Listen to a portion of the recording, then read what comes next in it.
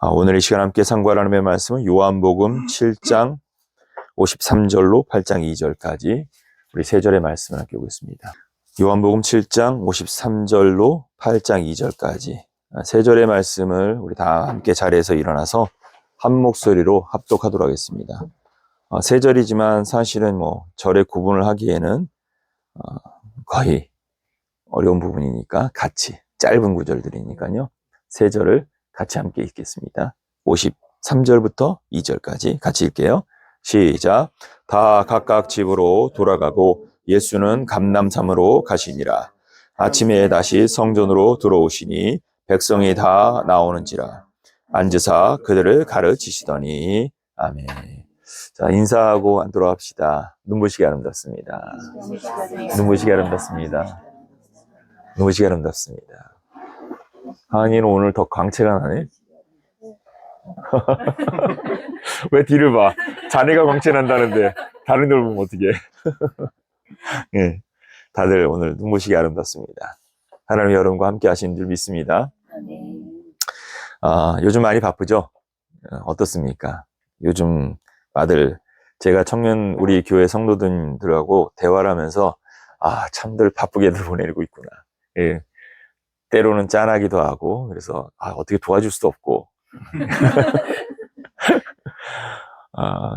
제가 그만한 능력이 없기 때문에, 여러분들이 잘 극복해 나가시리라 생각을 합니다. 하루의 바쁜 일상, 그 일상을 마친 후에 여러분들 집에 도착하면 뭘 합니까? 질문 한 가지. 우리 주원자매는 하루에 바쁜 일상을 마치고 딱 집에 들어가거나 집에 딱 들어갔을 때 그 이후의 일상은 뭡니까? 씻고 멍 때리고 멍 있어요. 때리고 있어? 왜? 이것저것 하고 나면 보통 집에 들어가면 10시 이렇게 되니까 씻고 뭐 하면 10시 반 그러니까 금방 멍 때리다가 근데 왜 멍을 때릴까? 나는 궁금한 게 그네. 오늘 하루를 되돌아보면서 약간 겉으로 돌아오면서 오케이. 쉬는 시간이에요. 쉬는 시간.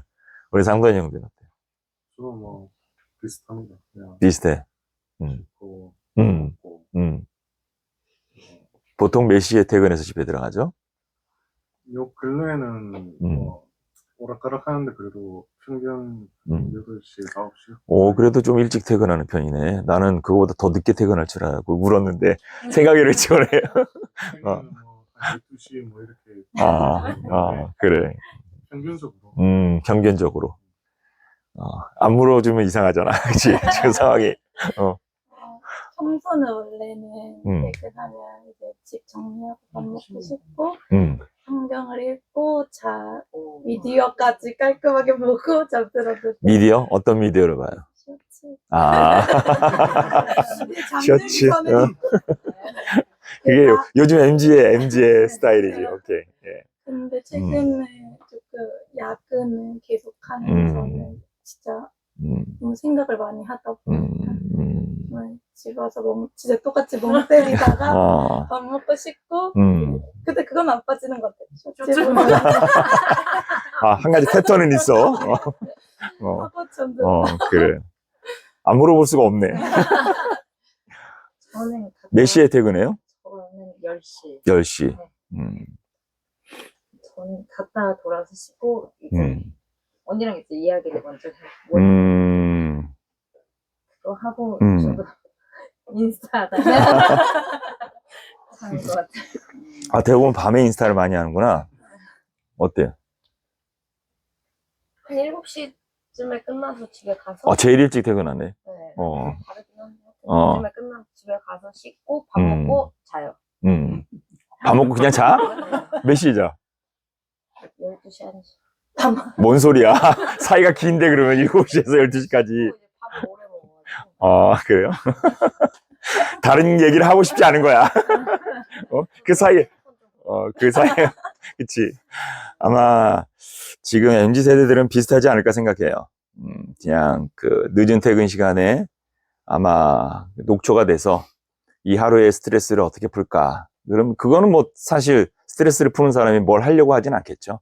최대한 자기를 리프레시, 릴렉스하게 둘 방법을 찾겠지. 그래서 말했듯이 멍을 때린다든지 아니면 쇼츠를 본다든지 아니 SNS를 한다든지 뭘 하면서 자기의 스트레스를 풀 여러 방법들을 찾을 것입니다.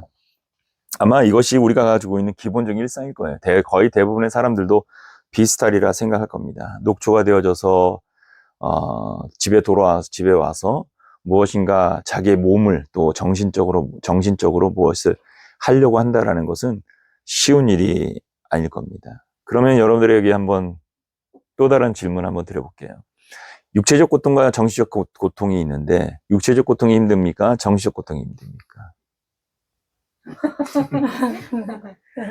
사실 이걸 견준다는 거는 뭐 이렇게 상황도 있고 내용이 있기 때문에 상황과 내용에 따라서 다르기 때문에 뭐가 더 비중이 크다라고 말할 수는 없을 거예요. 근데 어떤 것보다도 사실은 정신적 고통이 더 클지도 모릅니다. 왜냐하면 일례로 육체적 고통은 정신적인 힘이 있으면 견뎌내거든요. 그러니까 우리가 군대에 가서 뭐 이제 저는 특수 훈련을 받지 않았지만 영화를 통해서 보는 특수 훈련을 받는 사람들은 고문을 견딜 힘을 기르잖아요. 그거는 육체적 힘뿐만이 아니라 정신적인 힘이거든요. 정신적으로 뭐 계속 무엇인가 질문하면 자기 군번만 되뇌이는 거야. 자기 군번만. 이건 보통 정신력으로 할 수 없는 일이거든요.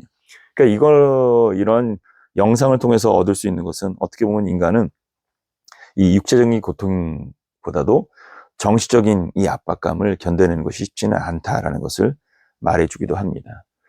일례로 제가 기억했던 사건 중에 2003년도에 아주 충격적인 사건이 하나 있었어요. 물론 이제 그 이후에도 워낙 많은 사람들이 자살을 해서 그 사건이 뭐 그렇게 충격적이진 않았는데 그게 저한테는 놀라웠던 게 뭐냐면 현대가의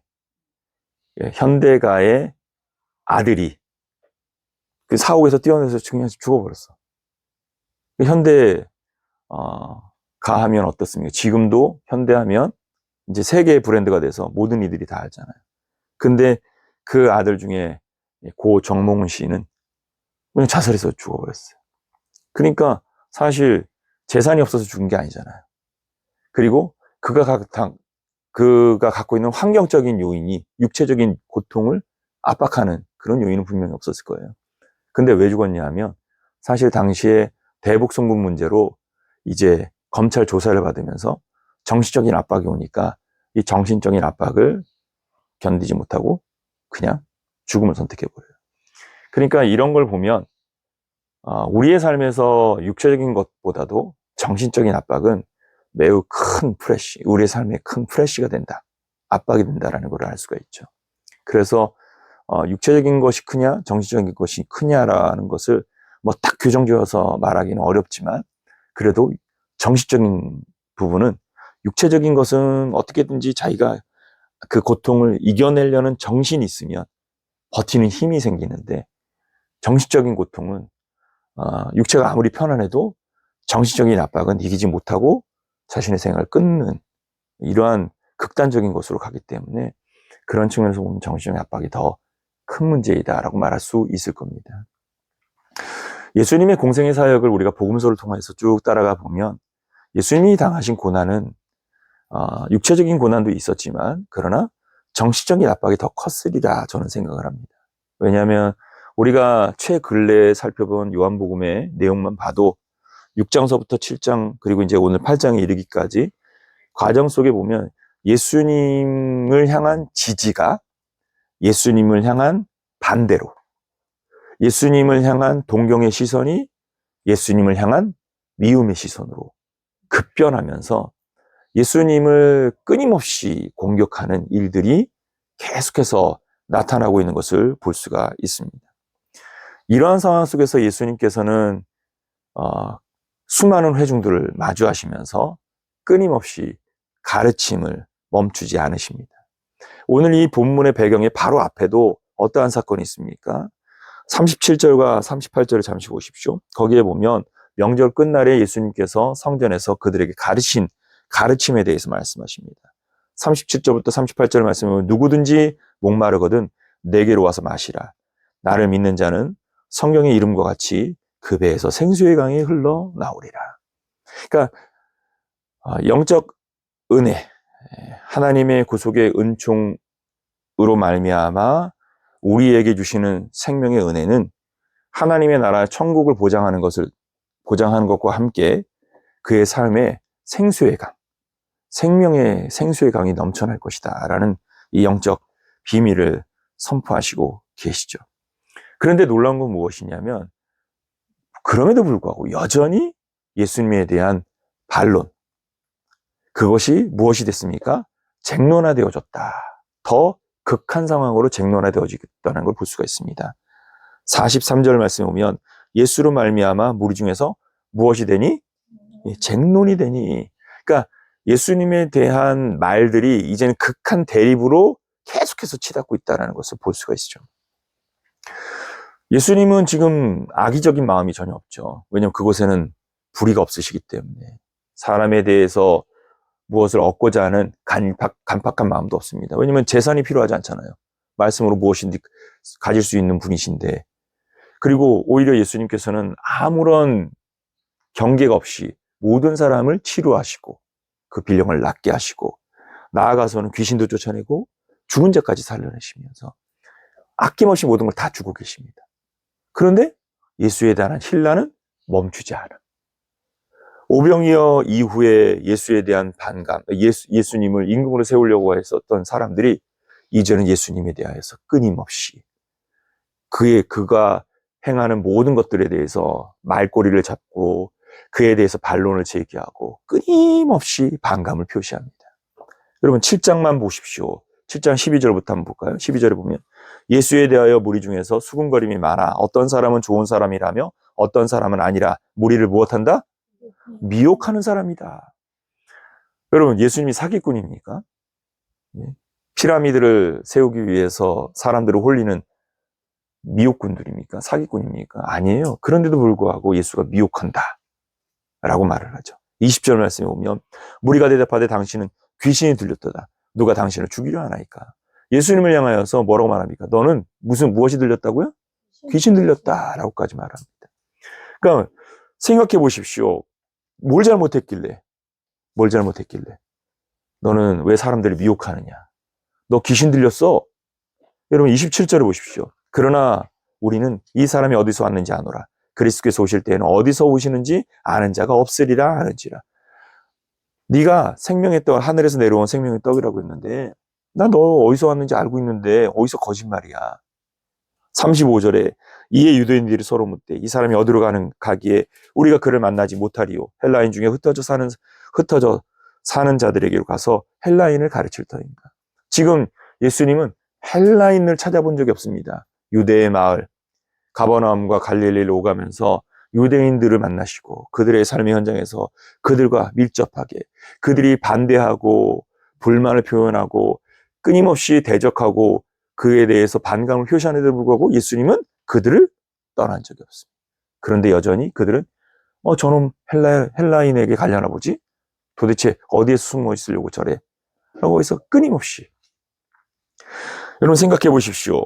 우리가 가만히 들여다보면 예수님은 하나님의 아들이시기 때문에 정신적 고통이 없었을 것이다.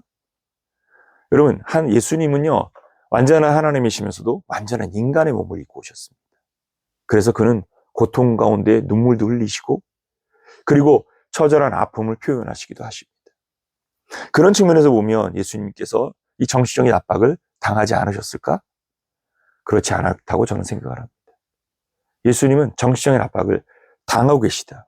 그리고 어떻게 보면 끊임없이 프레시를 당하고 돼요. 여러분 끊임없이 사람이 정신적으로 몰리면 어떻게 될까요? 탈출하고 싶은 마음이 들 겁니다. 여기를 벗어나고 싶다. 빨리 벗어나고 싶다. 예수님이라고 그런 마음이 들지 않았을까요? 하루의 일과를 마치고 하루의 피곤함을 가지고서도 우리는 이 스트레스를 풀기 위하여 모든 걸 다 멈추고 그냥 멍하니 하루를 마감하는 그러한 시간을 보냈는데 예수님께는 그러한 시간이 있었습니까? 오늘 본문을 보면 예수님은 이 모든 하루의 일과, 그러니까 말 그대로 끊임없는 프레시를 당하고 있는 이 위기 속에서 그 하루의 일과가 어떻게 마무리되고 어떻게 시작됐는지를 아주 짧은 단어로 우리에게 들려줍니다. 본문의 첫 서두는 다 53절을 보십시오. 다 각각 집으로 돌아가니 모든 사람이 이제 다 집으로 돌아갔다라고 말을 합니다. 다 집으로 돌아갔다는 말은 하루의 일과가 끝났다는 겁니다. 해가 지고 더 이상 우리가 일하지 않는 시간이 왔다라는 것이죠. 모든 사람이 다 어디로 돌아갑니까? 집으로 돌아갑니다. 왜 집으로 돌아간 겁니까? 쉬고 싶은 겁니다. 따라다니는 사람도 피곤합니다. 저희 집사람하고 이렇게 가끔 가다가, 저희는 이제 뭐 이렇게 물건을 많이 안 사지만 쇼핑은 자주 해요. 쇼핑 이렇게 나가면 저는 이게 백화점 문 앞에만 도착하면 눈이 무거워져. 눈이 무거워져서 피로가 확 와. 백화점에서 그리고 문을 열고 나오면 다시 그 피로가 확 풀려요. 이게 사람이 이렇게 뭔가 쉬는 공간들이 있어요. 근데 저희 집사람은 반대거든요. 저희 집사람은 백화점 문을 딱 들어서면 다시 환해졌다가 나오면 죄송합니다. 너무 정면에서 째려보고 계셔가지고 아마 그러니까 여자분들뿐만 아니라 뭔가를 사기를 좋아하는 사람은 동일할 거예요. 그게 잘못됐다는 말이 아니에요. 잘못됐다고 말하는 게 아니라 잘못됐다고 말하는 게 아니라 그렇게 사람이 뭔가 자기를 이렇게 리프레시하는 어떤 접점이 있다라는 거죠. 그런 측면에서 보면 하루의 일과를 하고 집으로 간다라는 것 굉장히 중요한 것이죠. 근데 오늘 본문을 주의하여 보십시오. 예수님께서는 어디로 가셨습니까? 8장 1절 말씀 같이 한번 읽어볼까요? 시작. 산으로 가시니라. 예, 어디로 올라갔다고요? 그런 질문. 예수님이 집은 감람산에 있었을까요? 왜 감람산에 올라갔을까요? 우리는 성경을 읽을 때에 성경을 그냥 이제 우리는 다 믿음으로 받아들인다 생각하고서 아무 의심 없이 받아들이고 읽어요.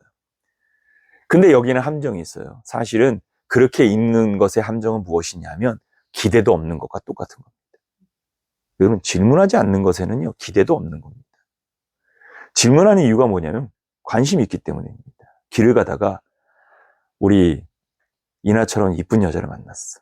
그러면 달려와서 번호 좀 가질 수 있을까요? 묻지 않겠어요? 왜죠? 관심이 있으니까. 자, 생각해 보세요. 우리가 질문하지 않는다. 성경을 읽을 때에 뭔가 질문하지 않는다는 것은 어떻게 보면 관심이 없다는 말과 같은 것입니다. 성경을 읽을 때는 무엇을 가져야 돼요? 질문. 그 질문이란 뭐냐면 질문을 억지로 만들라라는 의미가 아니라 관심을 갖고 읽으라는 것입니다. 뭘 말하려고 하는 거지? 자, 생각해 보십시오. 예수님은 어딜 가셨다고요? 감람산. 다 각각 바로 앞에 53절에는 뭐라고 말씀해요? 각각 다 어디로 갔다고요? 집으로 갔다 그랬어요. 그러니까 너무 대조적인 표현이잖아. 그렇잖아요? 저는 이 구절 읽으면서 야, 너무 재밌어요. 왜?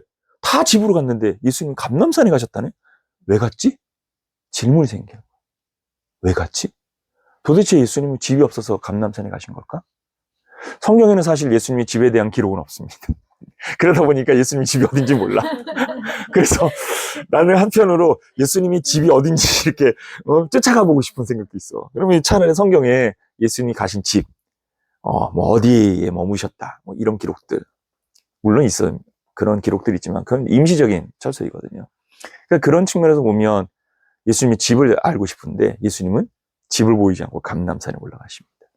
그러면 이제 우리의 질문은 뭐죠? 왜 감람산에 올라가셨을까? 앞서 제가 여러분들에게 말씀드린 것처럼 예수님은 지치지 않을 수 없습니다. 왜냐하면 끊임없이 사람들이 쫓아다녀. 무리들이 쫓아다녀. 처음에는 즐거울지 모르지만 어디를 가든지 사람이 쫓아다니면 어떨까요? 예, 스트레스 받을 거예요. 그런 상황 속에서 그들이 자기를 지지하는 편도 있지만 사실은 자기에 대해서 끊임없이 야, 저놈 어떻게 하면 흠을 잡을까?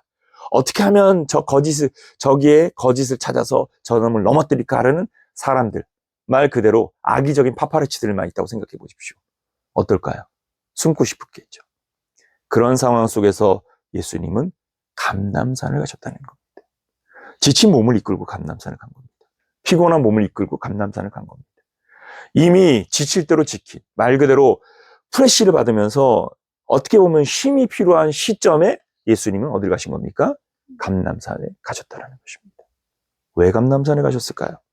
다른 복음서를 통해서 이 감람산이 어떤 의미인지를 우리는 생각해 볼 수가 있습니다. 누가복음 22장 39절에서 41절 말씀, 우리 세 절의 말씀을 같이 차근히 한번 읽어보도록 합시다. 39절에서 41절 말씀입니다. 22장 같이 읽어봅니다. 시작.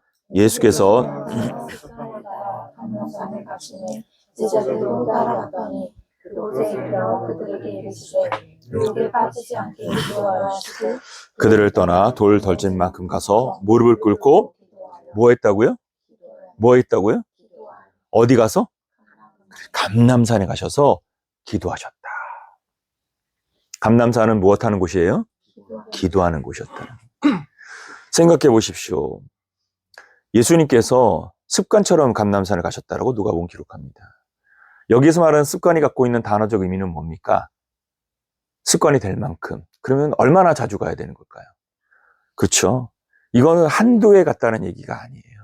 습관이 될 만큼 갔다라는 것은 자기의 삶에 어떤 습관을 자리매김하는 거 쉬운 일입니까? 어려운 일입니까?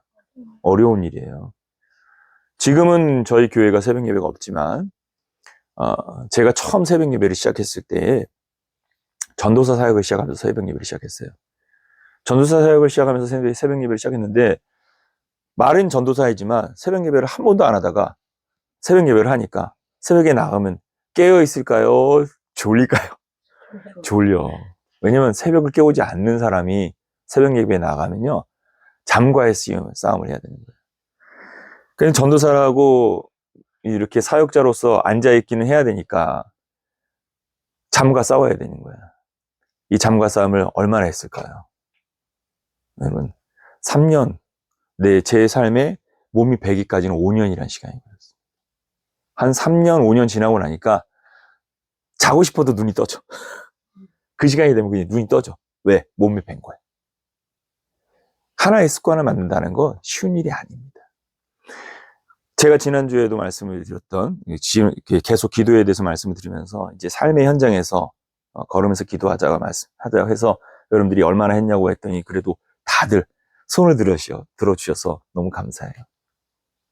꼭 하시기 바랍니다. 근데 이것이 삶의 패턴으로 습관이 되면요, 그 기도가 즐거워질 수 있을 겁니다.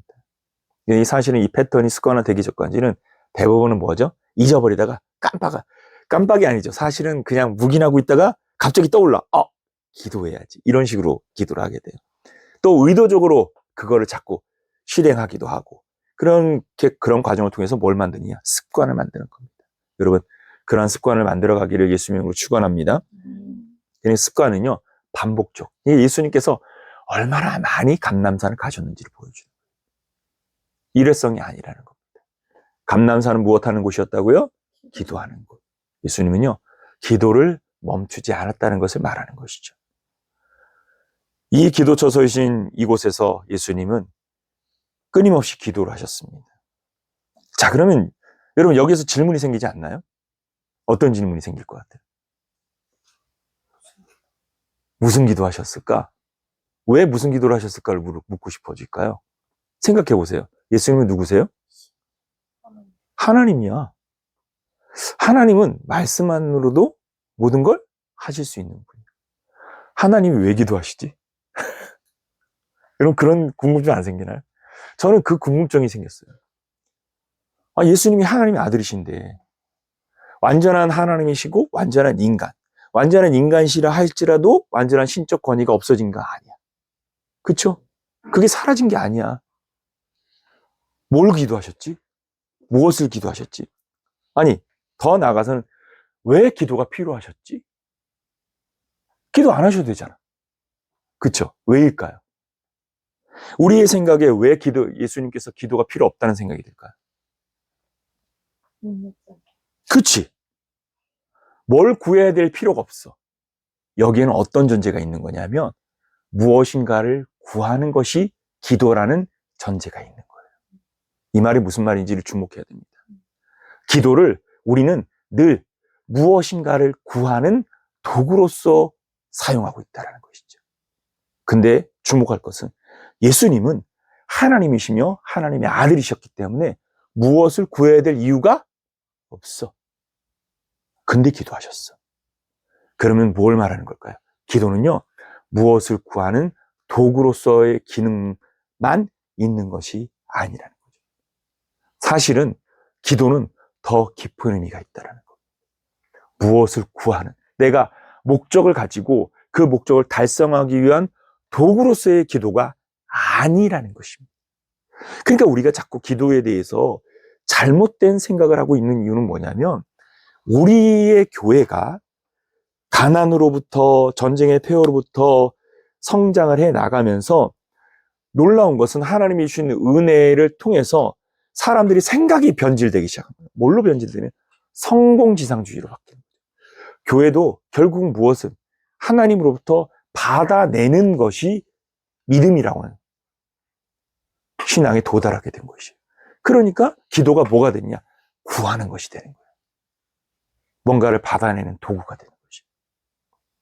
그러니까 내가 뭔가를 받아내는 욕심이 없다면 기도를 할까요? 안 할까요? 안 해. 여러분들이 대부분 기도를 안 하는 이유가 그거잖아. 받아내려는 욕심이 없어. 아니, 받아내려고 하기가 힘들어. 왜냐하면 막상 그 욕심을 가지고 기도를 해도 그 기도대로 되는 일을 쉽게 경험하지 못해. 그러니까 우리는 자꾸 무엇하느냐? 기도로부터 물러나는 거예요. 근데 여러분, 기도는요, 무엇을 얻어내기 위한 도구로서의 기능이 있는 게 아닙니다. 그것만 있는 게 아닙니다. 오늘 우리는 예수님의 이 기도를 통해서 무엇을 봐야 되느냐? 예수님은 도대체 뭘 기도하셨을까라는 것입니다. 앞서 말씀을 드린 대로 하나님의 아들이시고 하나님 자신 그분이 하나님께 나아가서 감람산에서 도대체 무엇을 구하셨을까요? 습관처럼 거의 매일같이 감람산에 올라가서 그 피곤한 중에 스트레스 가운데에 압박 가운데에 할 수 있으면 가서 그냥 조금이라도 편안하게 멍 때리거나 아니면 누워서 휴식을 취하는 그러한 삶을 선택하는 게 맞는 그런 상황 속에서도 왜 예수님이 기도하셨을까? 여러분, 여기서 우리는 한 가지 힌트를 얻어야 됩니다. 그건 뭐냐? 기도는 무엇이다? 한번 떠려봅시다. 기도는 구하는 것이 아니라 소통하는 것이다. 대화하는 것이다. 예수님은 누구를 만나기를 기뻐하신 겁니까? 하나님을 만나기를 기뻐하신 겁니다. 이건 우리에게 뭘 보여주려고 하냐면 자기가 능력이 없어서 기도한 것이 아니라는 겁니다. 자기가 무엇이 필요해서 한 것이 아니라는 걸 말하는 겁니다. 무엇하기 위하여서? 하나님과 소통. 여러분, 하나님과의 교류와 교제, 이 시간을 통하여서 하나님과의 면밀한 관계를 만들어 나가신 것. 여러분, 이것이 기도라는 것을 잊지 말기를 예수님으로 축원합니다. 우리 교회의 이름이 뭐예요? 동행하는 교회예요. 누구와 동행하는 겁니까? 하나님과 동행. 그러면 여러분, 하나님과 어떻게 동행하고 계십니까? 무엇으로 동행하고 계십니까? 동행이라는 단어는 있지만 우리는 하나님과 동행하고자 하는 삶이 없으면 안 되는 것이죠. 첫 번째로는 제가 늘 말씀을 드린 것은 하나님을 아는 것이에요. 왜? 하나님이 무엇을 원하시는지 그 뜻을 아는 것. 그리고 말씀을 듣는 것. 왜냐? 하나님께서 우리에게 들려주신 말씀이 있기 때문에. 그런데 더 거기에 우리가 해야 될 또 하나가 무엇이냐면 소통, 교제하는 것입니다. 기도는요, 무엇을 구하기 위한 도구로서의 기능만 있는 것이 아니라 하나님과 영적 소통을 위한 기능이 더 크다라는 걸 잊어서는 안 돼요. 예수님은요, 그 피곤한 중에, 곤비함 중에도 하루의 모든 일과를 마치고 감람산에 올라가셨습니다. 그리고 감람산에서 무엇을 기도하셨을까요? 하나님, 저 나쁜 놈들을 어떻게 죽일까요? 그리고 그런 기도를 했을까요? 하나님, 제가 능력을 숨기고 살기가 힘듭니다. 그런 기도를 했을까요? 여러분, 하나님과 소통하는 자가 되시기 바랍니다. 하루의 일과를 하나님과 나누는 자가 되십시오. 제가 걸으면서 기도할 때에 제 기도가, 여러분, 제가 언젠가 얘기했듯이 길을 갔다가 뻔히 서 있는 전봇대를 왜 붙이셨을까요? 그건 바보 같은 행동 아닙니까? 근데 왜 그럴까요? 삶의 내용을 다 나누기 때문에 하나님께 그때의 기도는요, 뭘 정해놓고 기도한 게 아니야. 그냥 생활의 일상을 이야기한. 바보 같은, 누가 보면, 그거를 아마 제가 목소리를 내서 했으면 누가 들으면 저 정신병자 아닌가. 길을 걸으면서 오늘 제가 길을 걷고 있습니다. 저 미친놈이라 그랬을 거예요. 근데 그 일상적인 기도 속에서 내 마음이 계속 나오는 거야. 하나님 앞에 계속 무엇인가를 쏟아내면요.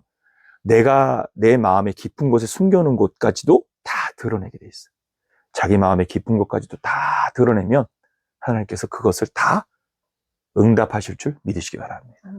여러분, 기도가 복잡하고 힘겨운 것이 아니라 하나님과의 만남, 교제, 그 은혜를 사모하는 마음으로 다가간다면 기도는 필수적인 것이다.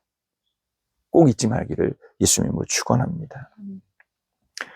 하나님과의 소통은요, 다음 기도의 두 번째 의미를 발해주는 겁니다. 그건 뭘까요? 군대에 가면, 제가 남자이다 보니까 군대 얘기를 안 할 수가 없을 것 같아요. 군대에 가면 이제 군대 얘기라기보다는 사실은 뭐 보편적인 전쟁 이야기, 전쟁 영화 속에서 볼 수 있는 건데, 전쟁을 하면 지금 우크라이나 전쟁도 있고 또 이스라엘의 팔레스타인 하마스와의 전쟁이 있고 하니까 이런 전쟁들을 유심히 보면 어떤 일이 벌어집니까? 여러분, 미사일을 무턱대고 쏩니까? 아니에요. 표적이 있어. 그러니까 타겟이 있어요. 자, 이 타겟을 누가 정할까요? 작전 회의를 통해서 참모들이 정하는 거죠. 다시 말하면 전쟁은요, 그냥 적을 향해서 난사하는 게 아니야. 죽어라 하고서 막 쏴대는 게 아니야. 타겟을 두고 어떤 식으로 공격을 할지에 대한 전략 회의를 하고 이 전략 회의를 결정한 다음에 실행을 하는 것이 전쟁인 겁니다. 그럼 보다 중요한 게 뭐예요? 작전 회의라는 것이죠. 다음을 생각하는 준비인 것이죠. 기도는 무엇이냐면 바로 이 작전 회의와 같은 것입니다. 다음을 준비하는 과정입니다. 무엇을 준비하는 과정이라고요? 다음을 준비하는 과정입니다. 예수님을 주목해 보십시오. 오늘 본문에 보면 예수님께서 감람산에 올라가신 이후에 감람산에 내려오셔서 어디로 가십니까? 여러분, 2절 말씀을 한번 다시 읽어봅시다. 2절 같이 읽어봅니다. 시작. 2절 말씀. 예, 다들 같이 시작. 아침에 다시 성전으로 들어오시니 백성이 다 나오는지라 앉으사 그들을 가르치시더니. 예, 보십시오. 멈추지 않으셨습니다. 다음, 내일을 맞이하시는 거예요. 내일에도 동일하게 오늘 자기에게 오늘이라는 날에 주어진 사명을 감당하셔. 예수님의 3대 사역, 전하고 가르치고 고치는. 예수님이 멈추지 않은 게 뭐냐? 바로 이 가르침이라는 겁니다. 예수님은 그렇게 공격을 당하고 그래서 피곤하고 지친 몸을 가지고 감람산에 올라가셨다가 감람산에서 기도하신 후에 내려오시면서 어디로 가셔요? 성전으로 가셨다는 겁니다. 내일을 맞이하기 위한 준비의 시간이었다는 것이죠. 자, 이걸 우리가 무엇으로 할 수 있느냐? 우리가 다음 주에 상고하게 되겠지만 3절 말씀에 보면 이 일로 인하여 사건이 벌어집니다. 서기관들과 바리새인들이 음행 중에 잡힌 여자를 끌고 와서 가운데 세우고 문제를 제시하죠. 이 문제 예수님이 모르셨을까요? 여러분, 바로 이 준비가 무엇이라는 거예요? 기도라는 것입니다. 우리는 앞으로 어떤 문제가 있을지 압니까? 모릅니까? 우리는 앞으로 어떤 문제가 있을지 모르는데도 기도를 안 하는데 예수님은 앞으로 어떤 문제가 그의 자신의 앞에 올지 아시면서도 무엇했어요? 기도했다라는 거예요. 기도는 무엇이냐 하면 하나님과의 소통이며 더 나아가서 하나님께서 자신에게 부여하신 삶을 감당하기 위하여 바로 내일이라는 한 걸음을 나아가기 위한 준비라는 것입니다. 그러면 기도가 중요한 겁니까? 안 한 겁니까? 중요한 겁니다. 예수님이 겟세마네 동산에서 예수님께서 이렇게 어떤 문제를 닥치고 나서 기도하시는 이런 모든 과정들을 성경에서는 우리가 너무나도 많이 봅니다. 오병이어의 기적 이후에 예수님을 따르던 무리들이 예수님 억지로 잡아서 임금 삼으려고 합니다. 예수님께서는 그들을 뿌리치고 어디로 가셨을까요? 여러분, 요한복음 6장 16절, 6장 15절을 보십시오. 6장 15절, 6장 요한복음 펼치고 있으니까 같이 한번 읽어볼까요? 시작. 그러므로 예수께서 그들이 와서 자기를 억지로 붙들어 임금으로 삼으려는 줄 아시고 다시 혼자 자, 이 산은 어느 산? 감람산. 또 산에 올라가신 거예요. 여러분, 산을 찾으시되 이 산은 무슨 산이라고요? 기도하는 산이라는 거죠. 우리 동네에는 감람산이 없습니다. 한국에는 감람산이 없습니다. 우리가 가야 할 것은 감람산이 아니라 기도의 산이라는 것입니다. 그렇다고 여러분, 산기도를 하는 얘기 아닙니다. 이게 우리가 자꾸 무지한 게 뭐냐면 뭔가 신령한 것이 있으면 거기에 신령함이 있다고 생각하고 산으로 올라가거나 이리로 가. 근데 여러분, 신령함이라는 건 우리 안에 있습니다. 성령의 은혜가 우리 안에 있기 때문에. 할렐루야. 그러므로 여러분들이 하나님의 성전임을 알고 여러분들의 성전을 기도의 성전으로 만드시기를 예수님으로 축원합니다. 다음을 위한 기도. 예수님께서는 겟세마네 동산에서 기도하실 때에도 자신에게 닥쳐질 위기를 아셨기 때문에 기도하셨다는 사실을 잊으면 안 됩니다. 다시 누가복음 22장으로 돌아가 봅시다. 누가복음 22장 42절과 43절 말씀을 같이 한번 읽어볼까요? 시작. 이르시되 아버지여 만일 아버지의 뜻이거든 그러나 내 의대로 나오셨고 아버지의 원대로 되기를 원하나이다 하시니 천사가 하늘로부터 예수께 나타나 힘을 더하다. 예, 핵심은 이겁니다. 지금 겟세마네 동산에서 예수님은 죽음을 준비하고 기도하고 계셔요. 아까도 말했듯이 기도는 다음을 준비하는 과정입니다. 그런 기도의 현장에서 성령이 천사가 나타나서 무엇했습니까? 43절에 어떻게 했다고요? 예, 힘을 더하더라. 힘을 더하더라. 여러분, 기도하는 자에게 하나님이 힘을 더하실 줄 믿으시기 바랍니다. 앞서도 말했듯이 제가 요즘 많이 사용하는 것이 잠언의 말씀인데 그 잠언 8장의 말씀이 뭡니까? 간절히 나를 찾는 자가 나를 만날 것이고 나를 사랑하는 자가 나의 사랑을 입을 것이다. 여러분, 하나님을 간절히 구하는 자, 하나님과의 영적 소통과 그리고 긴밀한 만남, 그리고 내게 주어진 내일을 위하여 준비하기 위한 기도, 그 기도로 주님과 깊은 내면의 시간을 가지면 무엇 하시니? 하나님이 더욱 할 수 있도록 도와주신다. 힘을 주신다. 믿으시기를 예수님으로 축원합니다. 앞으로는 여러분들의 하루의 일과를 마치고 잠들기 전에 기도하십시오. 기도하시기 바랍니다. 예. 우리의 삶에서 일상 속에서 주님과의 동행의 삶은 그 영역을 우리가 확대해 나가는 방식은 뭐냐면요. 하나님과의 긴밀함을 가지는 겁니다. 동행하는 교회의 핵심은 무엇이냐면 동행하는 교회는 핵심은 하나님과의 연합입니다. 하나님과의 동행입니다. 우리의 신앙이 하나님과의 동행이 이루어지지 않으면 우리의 신앙은 그저 허울 좋은 외침에 지나지 않을 수 있습니다. 여러분 무엇을 하든지 기도하십시오. 그리고 여러분들의 모든 하루의 일과를 마쳐 피곤하고 곤비할 그때에도 내일을 위하여 기도하는 자가 되기를 예수님의 이름으로 축원합니다. 왜 우리가 기도하지 않습니까? 바쁘고 피곤하기 때문입니다. 왜 우리가 기도하지 않습니까? 내일에 대한 기대가 없기 때문입니다. 사실 우리는 이제 욜로족을 지나 요노족 시대를 맞이하고 있습니다.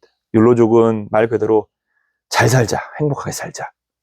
그러나 요노족은 이제 그마저도 이제 경기적인 압박이 있으니까 다른 건 다 못해도 오직 한 가지에 집중하자. 내가 좋아하는 한 가지에 투자하자. 이런 개념이지 않습니까? 그래서 점점 삶이 피폐해지고 있다는 말의 의미와도 마찬가지입니다. 그런데 이러한 위기 속에서 우리는 더 포기를 많이 하다 보니까 기도할 목적들을 더 잊어버려요. 왜? 기도를 구하는 것이라고 생각하고 있기 때문에. 그러니까 교회 성도들이 점점 뭐가 줄어드느냐? 기도가 줄어드는 겁니다. 왜? 구하는 것이라고 생각하기 때문에. 그런데 기도는요, 구하는 게 아닙니다. 기도는 소통하는 것입니다. 하나님과 소통하는 것입니다. 삶의 위기, 그리고 삶의 어려움이 깊어질수록 여러분, 하나님께 더 가까이 가는 자가 되십시오. 하나님과 더 친밀해지는 자가 되십시오. 그리고 삶의 어려움과 위기 속에서 더 하나님과 기도하면 오늘 말씀하신 것처럼 주님께서 그 기도를 도우시고 내일을 준비하도록 만들어 주실 줄 믿으시기를 예수님으로 축원합니다. 예수님은요, 내일 무엇이 있을 줄 알면서 무엇했느냐? 기도하셨어요. 그러나 우리들은 내일 무엇이 있을지 모르면서도 기도를 안 해. 이게 우리의 어긋난 삶이라는 것입니다. 여러분, 내일 무엇이 있을지 모르기 때문에 더 열심히 기도해야 됩니다. 그러므로 피곤해도 곤비해도 기도하는 자가 되십시오. 오늘 설교의 제목이 뭐죠? 뻔하지 않는 기도입니다. 왜 뻔하지 않는 기도라고 했느냐? 사실 우리는 기도 얘기하면 이제 성도들과 이런 저런 얘기하다가 이제 기도하자 하면 뻔한 결론이란 생각을 합니다. 다.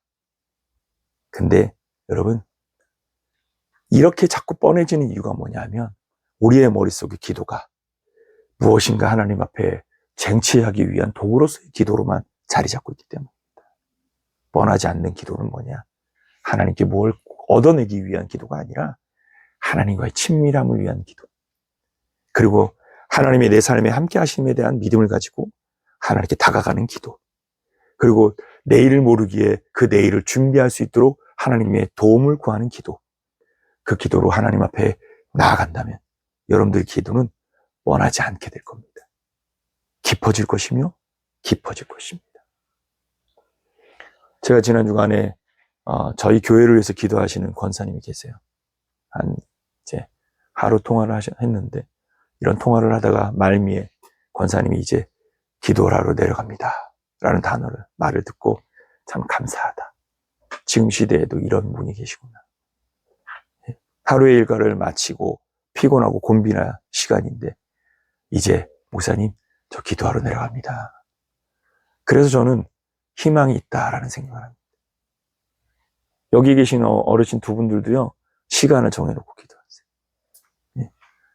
집에 이렇게 가끔가다 안양에 딱 집에 방문을 하면 사이가 와도 안 나와. 왜? 기도하시느라고. 예. 멋지지 않습니까? 저희 어머님 전사님도 마찬가지예요. 예. 시간을 정해놓고 새벽, 아침, 저녁을 멈추지 않고 기도하고 계셔요. 우리 동행하는 교회의 희망은 바로 이 기도 때문인 줄 믿습니다. 그러면 핵심은 누구냐? 여러분들 자신이 해야 되는 겁니다. 우리 자신이 이제는 무엇 해야 되느냐? 기도해야 된다. 여러분, 이 한 주간 기도하는 사람이 되시기를 예수님으로 축원합니다. 그래서 하나님과 밀접한 자가 되십시오. 그게 동행하는 교회입니다. 하나님과 친밀한 자가 되십시오. 그게 동행하는 교회이며 나아가 우리가 하나님 나라와 주의 백성으로서의 영적인 정체성을 지키는 힘은 바로 거기에서부터 하나님이 북돋우시는 능력, 천사가 예수님의 겟세마네 기도를 도우셨던 것처럼, 그래서 땀방울이 변하여 핏방울이 되는 것처럼 그렇게 해낼 수 있었던 것은요, 예수님이 지켜낼 힘이 있어서가 아니라 도우시기 때문에 우리에게도 마찬가지입니다.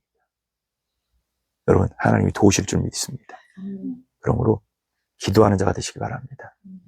할렐루야. 아멘.